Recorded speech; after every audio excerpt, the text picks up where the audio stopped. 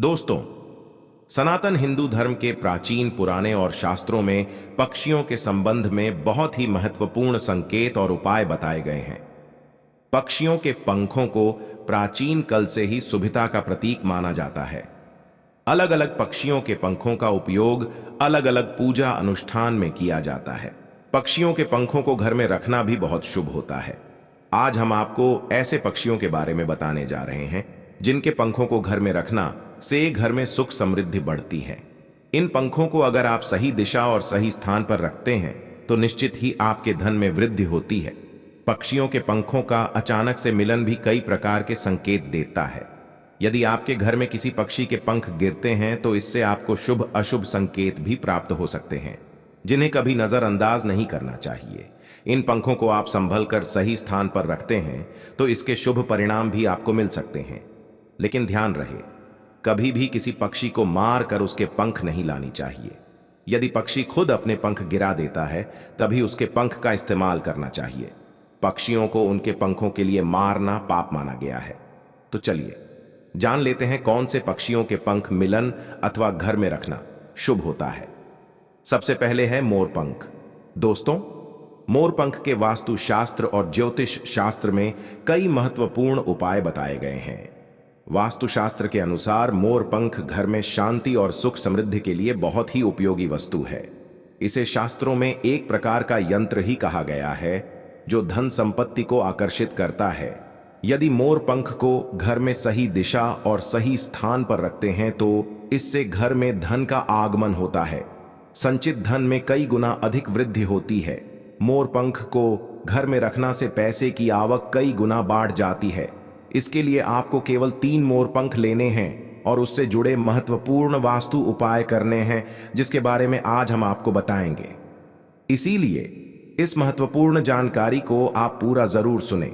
सबसे पहले हम जानते हैं कि मोर और मोर के पंख का हमारे धार्मिक शास्त्रों में क्या बताया।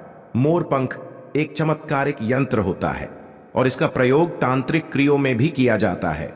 प्राचीन युग से ही मोर पंख को तांत्रिक साधनाओं में महत्वपूर्ण माना गया है। साथ ही ज्योतिष शास्त्र में भी मोर पंख को बहुत ही महत्व दिया गया है। इसके साथ ही पुराने में भी मोर पंख से जुड़े उपाय का वर्णन मिलता है। आयुर्वेद में भी मोर पंख के बारे में बताया गया है कि किस प्रकार से मोर पंख घर से रोग तथा बीमारियों को दूर रखना है। यदि घर में कोई व्यक्ति बीमार है तो मोर पंख का प्रयोग करके उसे स्वस्थ बनाया जा सकता है। मोर से जुड़ी पुराणों में कई कथाएं लिखी हुई हैं। पक्षी शास्त्र में मोर से जुड़ी एक कथा का वर्णन मिलता है। प्राचीन युग में संध्या नाम का एक असुर हुआ करता था। वह बहुत ही शक्तिशाली और बड़ा तपस्वी था। गुरु शुक्राचार्य से विद्या प्राप्त करके संध्या नाम का असुर देवताओं को अपना शत्रु मानने लगा था। उसने ब्रह्मदेव और भगवान शिवा से वरदान प्राप्त किया और बहुत अधिक शक्तिशाली बन गया। उसके बाद उसने स्वर्ग पर आक्रमण किया और कई देवताओं को बंदी बना लिया। लेकिन उस असुर को पराजित करने के लिए देवताओं ने एक योजना बनाई और उसके लिए उन्होंने मोर की सहायता ली। सभी देवता और 9 ग्रह मोर के पंखों में विराजित हो गए, जिससे मोर बहुत ही अधिक शक्तिशाली बन गया और विशालकाय रूप धारण करके उस मोर ने संध्या असुर पर आक्रमण कर दिया।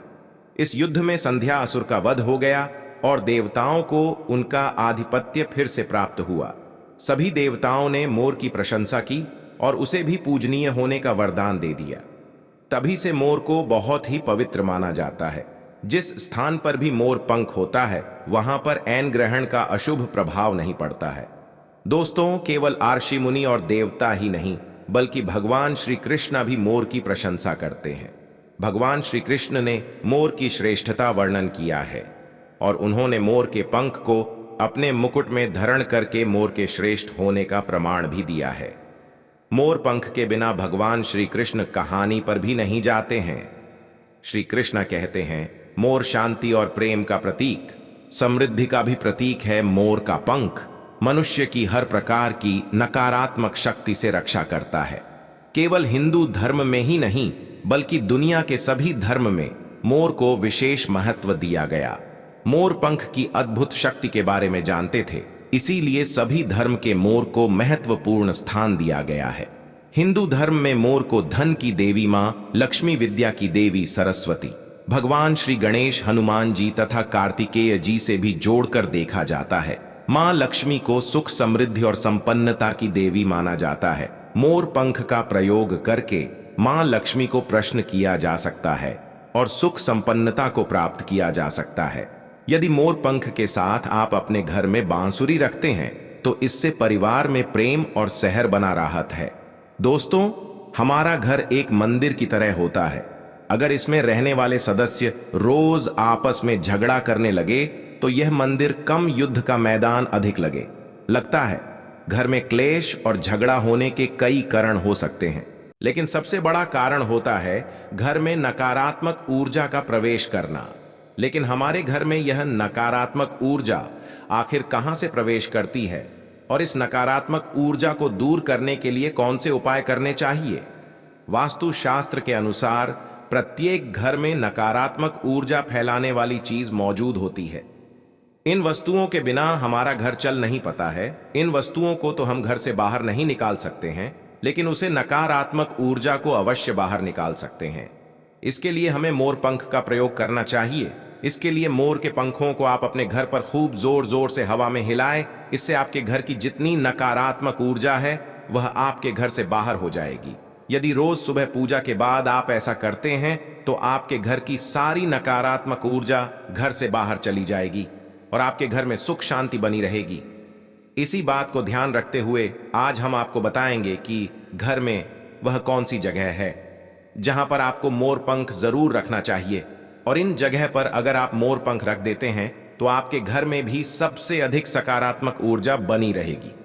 सबसे पहले बात, घर से नकारात्मक ऊर्जा को दूर करने के लिए, अगर घर में नकारात्मक ऊर्जा है और परिवार के सदस्यों की तरक्की में अड़चन निर्माण हो रही है तो आप अपने मुख्य द्वार के ऊपर गणेश जी की प्रतिमा रखें और प्रतिमा की दोनों ओर मोर पंख अवश्य रखें। इससे आपके घर में किसी भी प्रकार की नकारात्मक ऊर्जा प्रवेश नहीं कर पाएगी। यदि आपका मुख्य द्वार वास्तुशास्त्र के नियमों के विरुद्ध है तो आप मुख्य द्वार पर 3 मोर पंख अवश्य रखें। इससे वास्तु दोष समाप्त हो जाएंगे। दूसरी बात, ग्रहण के दुष्प्रभाव से बचाने के लिए, अगर घर के सदस्यों पर ग्रहण का दुष्प्रभाव है अथवा ग्रहण की स्थिति खराब चल रही है तो मोर पंख ले और उस पर गंगा जल अथवा शुद्ध जल का छिड़काव करें। फिर इसे ऐसे स्थान पर रख दें जहां पर यह किसी को दिखाई न दें। इससे ग्रह शांत होने में मदद मिलती है।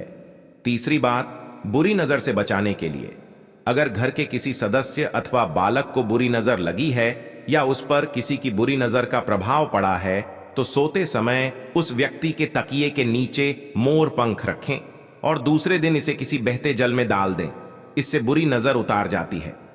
चौथी बात, पढ़ाई में मन नहीं लगता है, अगर घर के विद्यार्थियों का पढ़ाई में मन नहीं लगता है, उनकी याददाश्त कमजोर है, पढ़ाई करते समय बार बार नींद आई है तो विद्यार्थियों को मां सरस्वती के सामने मोर पंख रखकर दूसरे दिन उसे मोर पंख को अपनी किताबें में रखना चाहिए। इससे विद्यार्थियों में एकाग्रता बढ़ेगी और मां सरस्वती की कृपा बनी रहेगी। पांचवा उपाय, दुष्ट शत्रुओं से छुटकारा अपने के लिए, अगर कोई शत्रु जानबूझकर आपको परेशान कर रहा है और बार बार आपको नुकसान पहुंचाने का प्रयास करता है तो मंगलवार के दिन हनुमान जी के मस्तक का सिंदूर मोर पंख पर लगा ले और सुबह के समय बिना नहाए ही इसे बहते हुए जल प्रवाह में अथवा कुआं में डाल दे। इससे शत्रुओं से छुटकारा मिलता है। प्रताप के लिए, अगर मां की कोई इच्छा अधूरी है, कई दोनों तक कोशिश करने के पश्चात भी वंचित फल प्राप्त नहीं होता है, कार्यों में बार बार रुकावट आ रही है, तो आप राधा कृष्णा के मंदिर में जाकर भगवान श्री कृष्ण को मोर पंख चढ़ाई अथवा घर में ही श्री कृष्ण की मूर्ति पर मोर पंख लगे और अपनी इच्छा उनके सामने प्रकट करें। होते हैं आपसी प्रेम कम होने लगा है तो उनके बेडरूम में दक्षिण पूर्व की दिशा में मोर पंख रख देना चाहिए। इससे दोनों के बीच में प्रेम बढ़ेगा और आपसी मनमुटाव कम होगा। अगला उपाय, धन में वृद्धि के लिए, अगर धन की कमी है, अचानक धन खर्च हो जाता है तो घर में तिजोरी अवश्य बनाएं। तिजोरी रखते समय ध्यान रहे तिजोरी को पश्चिम की दीवार पर सटकर रखें और उसका मुख पूर्व दिशा की ओर हो। इससे देवराज की कृपा दृष्टि बनी रहेगी। साथ ही मां लक्ष्मी की पूजा में मोर पंख रखकर उसे तिजोरी में रखें। इससे घर में सुख समृद्धि आई है और धन की कमी महसूस नहीं होती है। यदि धन की समस्या आ रही है तो घर के कमरे में अर्थात दक्षिण पूर्व दिशा में अपनी कमर से ऊपर कंधे की ऊंचाई पर 2 मोर पंख शुक्ला पक्ष में लगे जल्दी ही धन प्रताप के नए अवसर प्राप्त होने लगेंगे। मोर का एक पंख लेकर घर के किसी ऐसे स्थान पर रखें जहां पर आने जान वाले लोगों की नजर सबसे ज्यादा पड़ती है। मोर का पंख नकारात्मक ऊर्जा को अवशोषित करता है, इसलिए आपको इसको ऐसे स्थान पर लगाना चाहिए जहां यह सभी को नजर आए। मोर के पंख का ये उपाय सिर्फ आपको नहीं बल्कि आपके घर के सदस्यों के जीवन में भी सुख और समृद्धि जरूर लेकर आएगा। अब जानते हैं कबूतर के पंख के बारे में। दोस्तों, अगर कबूतर आपके घर में पंख छोड़ देता है तो इसे शुभ माना गया है। इस पंख को सफेद अथवा लाल रंग के वस्त्र में लपेटकर मां लक्ष्मी का ध्यान करते हुए इसे धन रखना वाले स्थान पर रख देना चाहिए। ध्यान रहे इस पंख पर किसी बाहरी व्यक्ति की दृष्टि नहीं पड़नी चाहिए, अन्यथा इसका प्रभाव नष्ट हो जाता है। कबूतर के पंख को तिजोरी में रखना से धन में कई गुना अधिक वृद्धि होती है। दोस्तों, अगर आप परेशान हैं अथवा आप कर्ज को चुका नहीं पा रहे हैं, आपका धन किसी के पास लंबे समय से अटका पड़ा है, तो कबूतर के 3 पंख लेकर इसे घर के अलग अलग कोने में रख दें। अगर आप कबूतर का पंख दक्षिण दिशा के कोने में रखते हैं तो घर में सुख शांति बनी रहेगी। उत्तर दिशा के कोने में रखना से धन संपत्ति में वृद्धि होती है। यदि पति पत्नी के बीच लड़ाई झगड़ा होते रहते हैं तो कबूतर का एक पंख पति पत्नी के बेडरूम में पूर्व दिशा के कोने में रख देना चाहिए।